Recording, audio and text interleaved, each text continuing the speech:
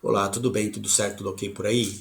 A imagem e o papel histórico de Constantino o Grande, pai e fundador do Império Cristão, ficam registradas na história como os do homem que providencial e abruptamente substituiu o antigo paganismo por uma religião, o cristianismo, que ninguém ousou desafiar. No outono de 302, um homem chamado Lactâncio propôs a criação de uma nova religião a Diocleciano, que rejeitou a ideia. No entanto, Constantino, que estava presente na reunião, foi atraído pelo seu plano.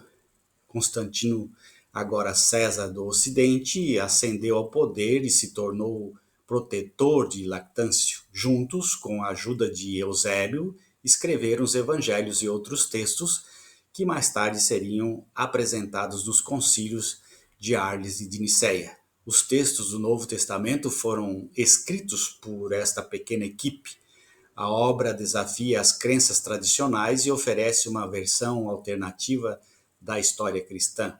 Como regra geral, o fato de uma figura famosa ser mencionada pela primeira vez 300 anos após a sua existência, sem testemunhas contemporâneas ou intermediárias, levaria a sérias dúvidas sobre a historicidade dessa figura.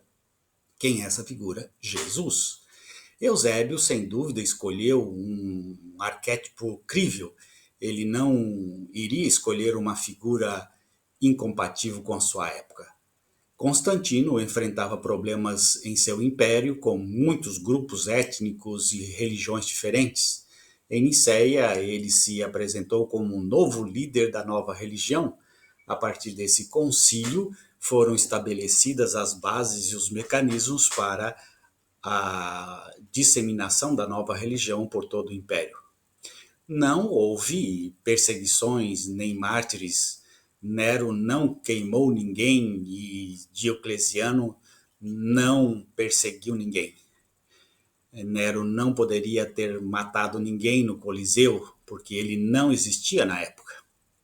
Assim, o Edito de Tolerância, em 313, o Edito de Milão, que garantia aos cristãos o livre exercício da consciência e do culto, tornou-se um texto mítico pelo qual o cristianismo recebeu de Deus, por intercessão do seu lugar temente na terra, que ainda era pagão, o status legal da religião do Estado.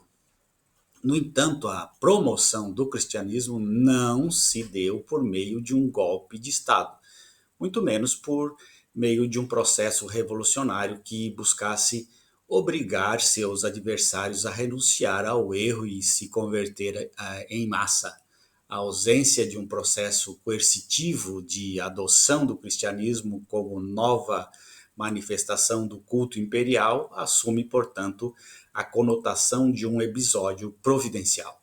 Hoje sabemos que no início do século IV o paganismo ainda era absolutamente majoritário em todo o império, tanto no Império Ocidente quanto no Império Oriente. Somente em algumas áreas da Ásia Menor, da região da Adesa, na Síria, em Chipre ou em parte da Trácia, metade ou quase da população era cristã. Em Roma, os cristãos mal chegaram a um décimo, menos de 30 mil. Províncias inteiras eram completamente pagãs. Todo o ponto norte da Itália, quase toda a Gália e a Germânia. E o cristianismo quase não representava nada em sua região de origem, a área da Síria e da Palestina. Constantino, ao contrário da lenda forjada por seus hagiógrafos como Eusébio de Cesareia, Lactâncio, etc., era muito mais prudente e habilidoso antes de tomar medidas eficazes contra os pagãos. Até o concílio de Nicéia em 325, ele tomou muito cuidado para não confrontar o paganismo, que ainda era muito poderoso. Foi durante a sua estadia em Roma, em 326, para celebrar o 20º aniversário de sua ascensão ao poder, Vicenália, que Constantino pôde avaliar seu grau de hostilidade de grande parte do Senado e do Exército e compreender os riscos gravíssimos de seu império se desintegrar enquanto ele mantivesse sua ambiguidade. Constantino não foi, portanto, objeto de revelações especiais para se convencer da necessidade de adotar uma medida política de especial significado histórico. A fundação de Constantinopla, isto é, a sua própria cidade, uma nova capital que, sob o pretexto de racionalizar a gestão do império, seria um centro de poder que nada tinha a ver com a tradição pagã, ou seja, uma nova Roma genuinamente cristã. Constantino, que só seria batizado pouco antes da sua morte, não era o único a ter consciência do peso e dos riscos potenciais que o paganismo ainda representava. É absurdo acreditar que os cristãos, após o Edito de Milão, tenham se deixado levar por um triunfalismo beatífico. Pelo contrário, o paganismo permaneceu uma realidade que os polemistas e apologistas cristãos levariam muito tempo para desativar intelectual e materialmente. Por outro lado, Constantino, tendo mal concebido aos cristãos a liberdade de culto, viu-se imediatamente envolvido em suas querelas dogmáticas que, inevitavelmente, teriam repercussões políticas. A dupla capital no Império teve vida curta. Em 395, após a morte de Teodósio o Grande, ambas as partes do Império se separariam para sempre. A partir dessa data, o Oriente e o Ocidente cristãos emergiram como algo muito mais do que duas entidades políticas independentes. Estabelecidos sobre bases econômicas, sociais e culturais cada vez mais divergentes, os dois lados acabariam se tornando dois mundos amplamente opostos, apesar de sua afinidade cristã essencial. Constantino, mesmo antes do edito, foi forçado a mediar com os cristãos devido ao risco de divisões internas em torno da rivalidade episcopal, novacianos, melatianos, donatianos, etc., que colocavam em risco a autoridade imperial no Egito. No entanto, após o edito, não demoraria muito para que Constantino enfrentasse sérios problemas de legitimidade e unidade de poder decorrentes de divergências sobre a teologia cristã fundamental, o que implicaria na crescente interdependência entre Igreja e Estado. Este não é o lugar nem o momento para tratar e fazer uma análise das heresias desta época. Vamos observar alguns elementos que foram decisivos na institucionalização e no estabelecimento das relações de poder entre a Igreja e Estado que determinaram a estrutura do Império Cristão desde a Antiguidade Tardia até o fim do mundo bizantino e que, mais tarde, sob outras fórmulas, constituíram na ortodoxia até os dias atuais. A condenação do arianismo foi o que levaria ao estabelecimento definitivo dos dogmas essenciais do cristianismo. Recordemos brevemente alguns elementos essenciais. Por exemplo, por volta de 319, Ário, notável figura religiosa e pregador alexandrino, começou a difundir uma doutrina segundo a qual Cristo havia sido criado por Deus como instrumento para a redenção do mundo, questionando assim a natureza eterna de Cristo. Ou seja, Cristo era o Filho de Deus, mas não da mesma natureza do Pai. O pensamento subjacente e essa tese era evidentemente para uma mentalidade pagã, mais intelectualmente compreensível do que o insondável mistério trinitário. Além disso, uma doutrina dessa natureza tinha precedentes na teoria neoplatônica das nômadas e, em parte, na tradição judaica, bem como nas formas mais atenuadas de subordinacionismo. A exegese cristã, que tendia a subordinar o filho ao pai, teoria implicitamente defendida por padres da Igreja como Justino, Irineu, Clemente de Alexandria e Orígenes. O arianismo se espalhou e se enraizou profundamente no Egito e na Ásia. Constantino ficou horrorizado ao ver que todo o Oriente estava profundamente dividido sobre essa questão, que pessoalmente parecia sem importância para ele, mas que, independentemente de seu componente teológico colocava o poder episcopal e grandes massas da população cristã em conflito mortal e que representaria um perigo político de primeira grandeza. Constantino, por meio de seu conselho ósseo, pediu a Alexandre, bispo de Alexandria, e Ário, que abrissem com sua reconciliação a caminho para o Ocidente, que eles haviam fechado para ele com sua discórdia. Ósio não encontrou nenhuma disposição favorável e Constantino decidiu convocar todos os bispos da cristandade para Niceia. Este primeiro concílio ecumênico, em maio de 325, foi fundamental na história do cristianismo, mas pouco sabemos sobre ele. Cerca de 500 bispos participaram, praticamente todos da língua grega. O Ocidente não pareceu muito interessado. Há registro de apenas um bispo da Itália, um da Gália e um de Catargo. O bispo de Roma, o Papa Silvestre, também não compareceu. Ócio participou como conselheiro do imperador. Constantino compareceu, vestido de púrpura e com a insígnia imperial para demonstrar sua legitimidade de poder, mas não se sentou em sinal de humildade e respeito perante as hierarquias eclesiásticas ali reunidas, até que os bispos lhe dessem permissão.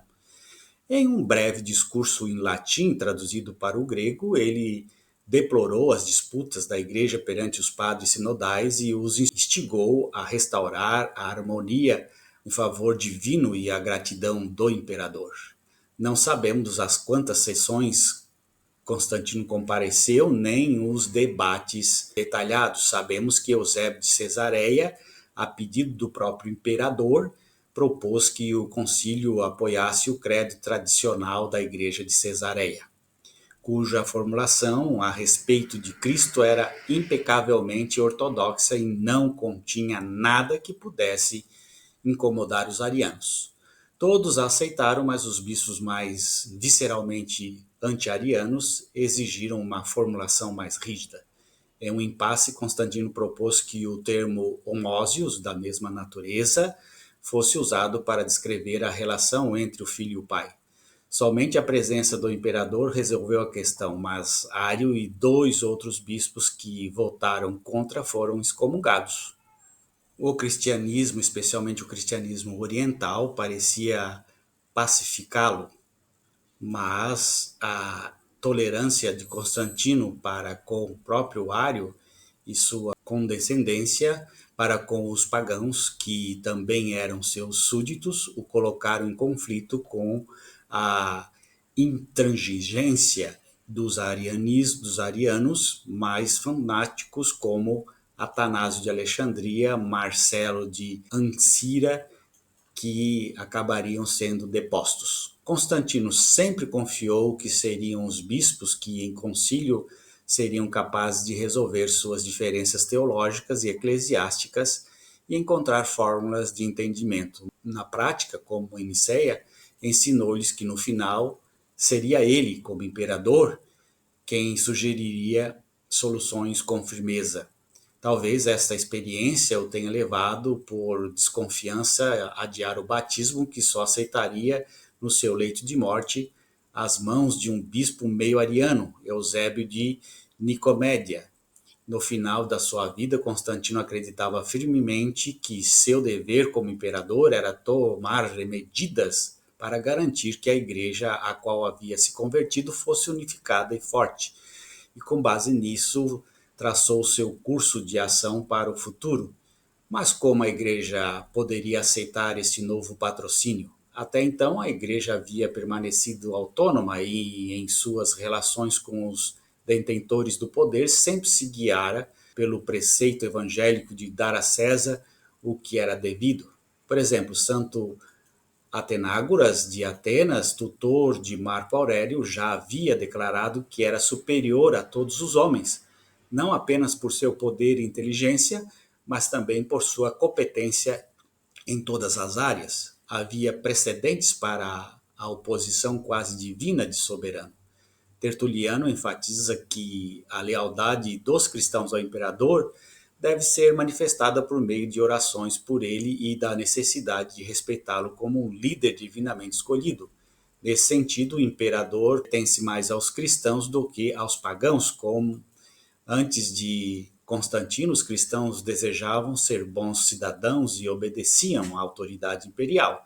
Se o imperador tivesse sido cristão, as tensões entre o governo imperial e a igreja, nos tempos de Décio e Diocleciano, certamente teriam cessado.